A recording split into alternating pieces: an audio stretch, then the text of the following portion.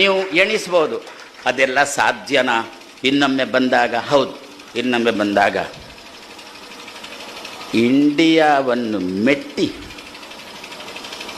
India ಮುರ್ದಾಬಾದ್ ಅಂತ ಮಾಡಿ ಭಾರತ ಮಾತಾ ಜಿಂದಾಬಾದ್ ಅಂತಾಗಿದೆ. India ಅಂದರೆ INDIA.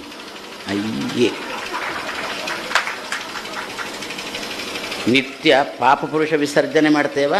ಪಂಚಮಹಾಪಾತಕಗಳನ್ನು ಇಲ್ಲಿ ಸ್ಮರಿಸಿಕೊಂಡು ಇಲ್ಲಿ ಎಳೆದು ಶೋಷಣೆ ಮಾಡಿ ಇಲ್ಲಿ ತಂದು ಸುಟ್ಟು ಇಲ್ಲಿ ತಂದು ಭಸ್ಮ ಪರದೇಶಕ್ಕೆ ಬಿಸಾಡಿ ಆಮೇಲೆ ಭಾರತ ದೇಶ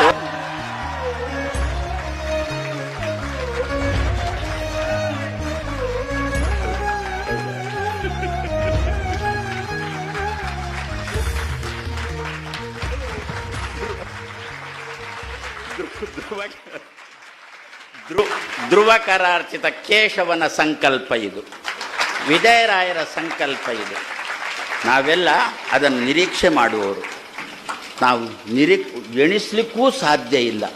ಯಾರ್ಯಾರ ಕೈಗೆ ನಮ್ಮ ಭಾರತ ಮಾತೆ ಸಿಕ್ಕಿದ್ದಳು ಅಂತಂದರೆ ದುಶ್ಯಾಸನ ಕೈಗೆ ದ್ರೌಪದಿ ಸಿಕ್ಕಿದಂತಹ ಪ್ರಸಂಗ. ಆದರೆ ಕೃಷ್ಣ ಬಿಟ್ಟು ಹಾಕೋಲ್ಲ, ಖಂಡಿತ ಬಿಟ್ಟು ಹಾಕೋಲ್ಲ.